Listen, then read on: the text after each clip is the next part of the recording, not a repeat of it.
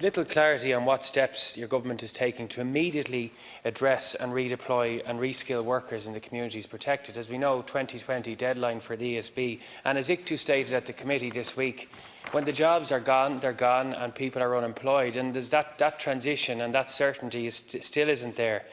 It is vital that the newly appointed Commissioner meets with worker representatives, community and environmental groups before the end of this year. Local input into planning and implementation is essential to the success of this process. The Government has also not put forward any specific timeline or deadlines for the recommendations of the new Commissioner. I'd also say it's important that these quarterly reports of government, including ongoing activities, conclusions and recommendations, are also brought to the Joint Committee on Climate Action.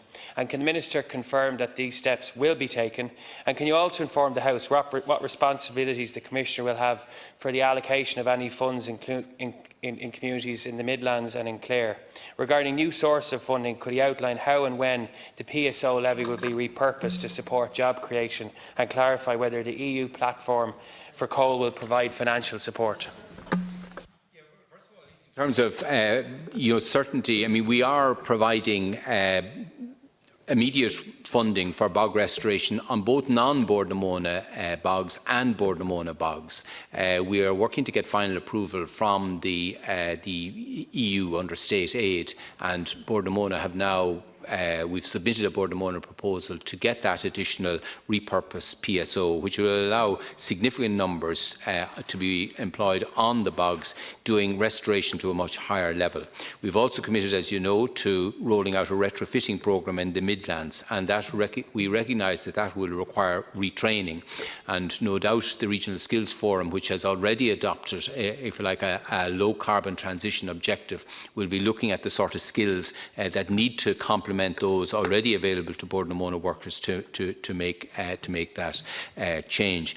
The Commissioner will be making recommendations as to how the Just Transition Fund should be best deployed. It will be obviously seeking to select the best ideas that are emerging from local communities as to how alternative opportunities can be developed along with those that I've outlined already. I've already mentioned that we are part of the EU Coal Platform. It will be a decision for the Commission, the new multi-annual funding framework, as to whether they provide a funding element. As in the last Commission, there was no such funding element, but I understand that the President of the Commission has given positive indications regarding the future. Block allocation that you've mentioned, which is necessary and welcome, but we need to know what that will actually mean for workers in Bordnamona and the ESB, and that's the uncertainty, that's the vacuum, and the fear from the worker representatives is that jobs will be lost and they won't be regained for the people who are going to lose them. And do you accept the point made by ICTU that a forum for immediate and direct engagement with Bordnamona workers is urgently needed, i.e. above and beyond what's there from the Just Transition Commissioner, and that the Minister must take the lead in ensuring dialogue between the two sides? And as you know, the Bordnamona said that they will not engage with the WRC process, and that you've said previously that the Just Transition Commissioner has no role in these matters. On a separate but related point, regarding the Department's public consultation on the long-term climate strategy for submission for the European Commission by the year end, it is open for only 15 working days. Why was such a short period provided when it has been known about for over a year, and the importance of this strategy? And how will your department be able to review and incorporate input as part of the public consultation in just 9 working days? It seems to be a tokenistic public consultation process, and I'm concerned about that, because there is genuine public willingness to provide input to your department and yourself on these matters. I think the Deputy is raising an issue as to whether the Just Transition Commissioner will have an industrial relations role. It has been clear that he won't have an industrial relations role, but what we do have is a joint industrial relations council between Bordnamona and its unions, and that's chaired by the WRC.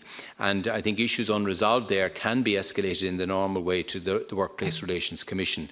I think people may, because Kieran Mulvey was formerly the Director General of the Workplace Relations Commission see that he would be doing that role. But I think the Deputy would understand that the professional WRC is the one who should do that. They've had great experience in dealing with issues, difficult issues. But what we have to do is to make sure that alternative opportunities are emerging, and that's what the primary purpose of this, but also to make sure that the redeployment and the retraining that Bord na Móna workers would need to avail of these opportunities is available. And I think that will be the core of Ciarán Mulvey's work, but he will be empowered to make recommendations to government as he sees fit.